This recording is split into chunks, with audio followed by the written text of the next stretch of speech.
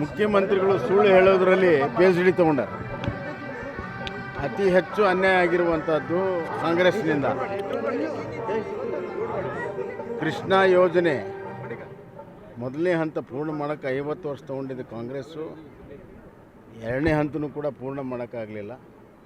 ಈಗ ಅವರು ಏನು ಕೃಷ್ಣಾ ಟ್ರಿಬ್ಯುನಲಿನ ನೋಟಿಫಿಕೇಷನ್ ಮಾಡಬೇಕಂತಾರ, ಕೋರ್ಟಲ್ಲಿ ಇದೆ. ಕೋರ್ಟಲ್ಲಿ ಸರಿಯಾಗಿ ವಾದ ಸುದ್ದ ಮಾಡೋಕ್ಕಾಗ್ತಾಯಿಲ್ಲ. ಕೋರ್ಟಲ್ಲಿ ಕೇಸ್ ಸುದ್ದ ಹಾಕಿರಲಿಲ್ಲ. ಇವರು ಮಹಾರಾಷ್ಟ್ರ ಹಾಕಿದ್ರು, ಇವ್ರು ಕೇಸ್ ಸುದ್ದ ಹಾಕಿರಲಿಲ್ಲ.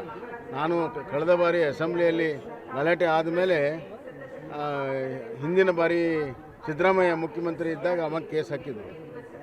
ಎಲ್ಲ ಬೇಕಾದ್ರೆ ದಾಖಲೆ ಸಮೇತವಾಗಿ ನಾವು ಹೇಳಕ್ತಾ ಇದ್ದೀವಿ.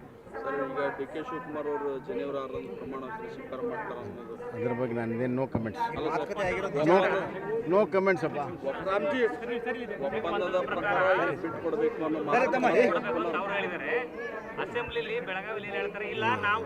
ನೋಡಪ್ಪ, ನಾವು ಒಂದು ನಿಮಿಷ ಕೇಳ್ರಿ. ಇದೆಲ್ಲ ಆಟ ಹೈಕಮಾಂಡ್ ಆಡಿಸ್ತಾ ಇದೆ. ಹೈಕಮಾಂಡೇ ಡಿವೈಡೆಡ್ ಆಗಿದೆ, ಎರಡು ಗುಂಪಾಗಿದೆ. ಹೀಗಾಗಿ ಯಾವುದೇ ನಿರ್ಣಯ ತೊಗೊಳಕತ್ತಿಲ್ಲ. ಇವು ಎರಡರ ಜಗಳ ಹಚ್ಚಿ ಲಾಭವನ್ನು ಹೈಕಮಾಂಡ್ ಎಲ್ಲಿವರೆಗೂ ಸಿಗುತ್ತೆ ಹಿಂಗೆ ನಡೆಯೋದು. ಕರ್ನಾಟಕವನ್ನು ಒಂದು ATM ಥರ ಬಳಕೆಯನ್ನು ಮಾಡ್ತಾರೆ.